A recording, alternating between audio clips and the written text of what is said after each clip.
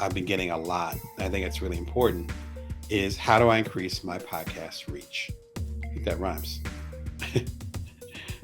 So my favorite tool for this, and I think some of y'all, I might have been on your podcast and you put me onto this.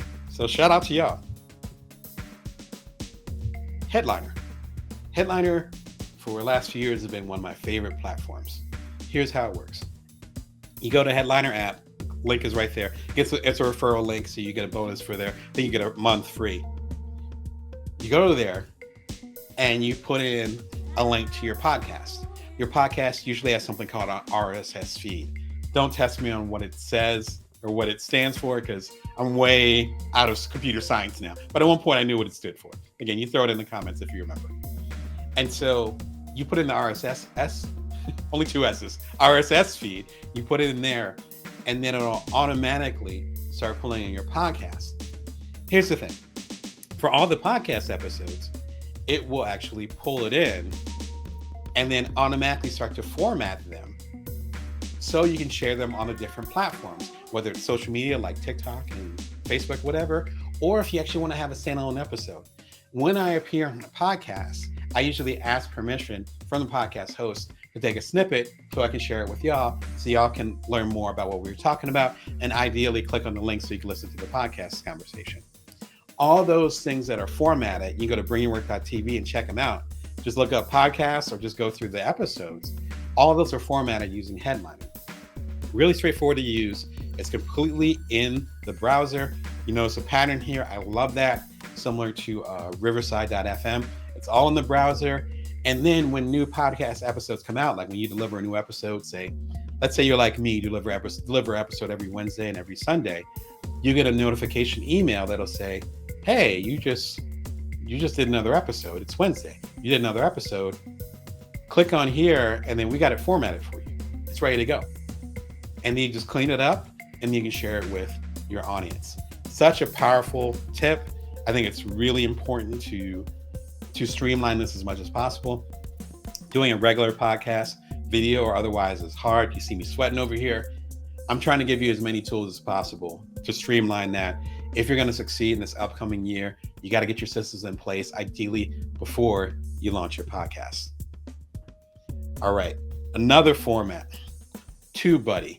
Big fan of theirs. I've been a TubeBuddy user for 2 years, I think, on the professional level. I think it's called Legend. Their highest level for about a year when I started getting really serious about bringyourwork.tv. Here's what TubeBuddy does. When you're working in YouTube, which you got to get the tube part, when you're working in YouTube and you're uploading something, it'll recommend the best tags for it. Tags are similar to hashtags. If you know Twitter, formerly known as Twitter, or the other things, tags on YouTube are similar to hashtags. So you have tags on there. It'll, if you put a title in there, such as all the podcast software you need, live Q&A, it will give a rating and say, here's how it rates compared to, here's how it will probably do compared to your other videos on your channel. And also, here are your so-called competitors, where if you do this episode with this title, when someone searches for podcast software, these are the other episodes from competitors that are going to show up in that list. Really important, because then I know I had one episode. I had one episode where instead of saying in the title, instead of saying emotional intelligence, which if you've been a fan of the show, you know I love Brene Brown's work and I've done a lot of things on emotional intelligence. But it's to shorten it, you call it EQ. I did one episode and I said, level up your EQ, which makes sense. But then, even though I'm an audiophile, I'm really into music. You see John Coltrane back there.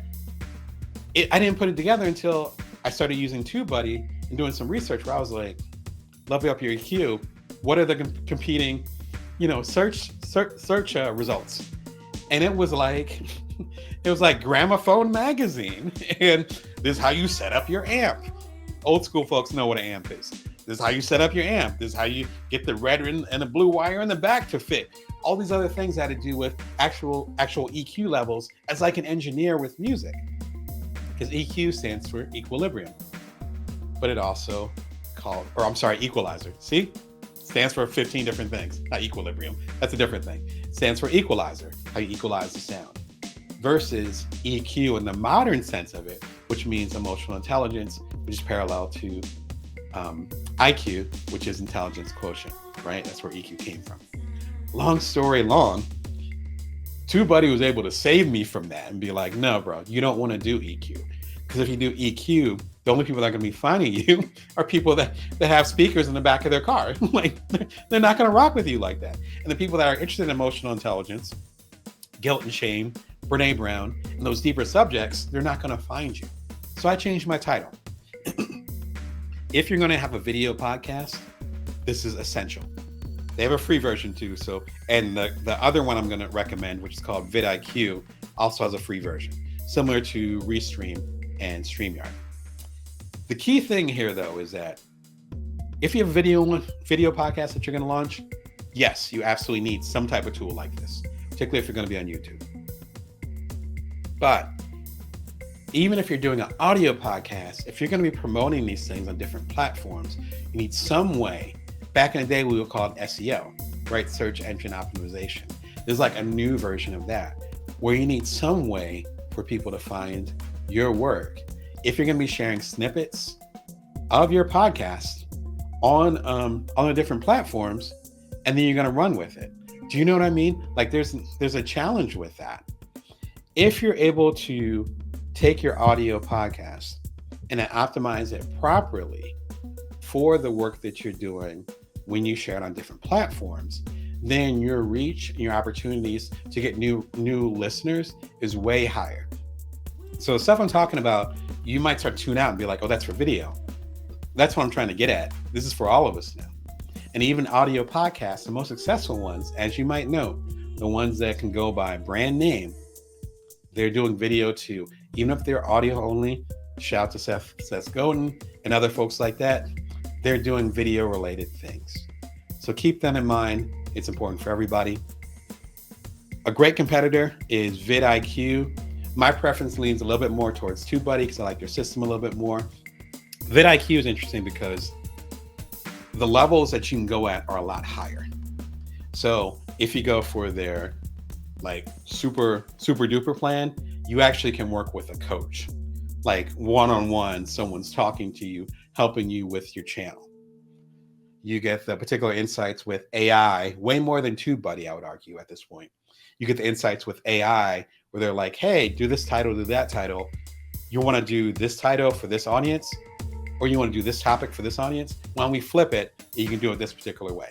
There's a different type of energy with VidIQ. I actually have both of them, but I am only a pro with TubeBuddy.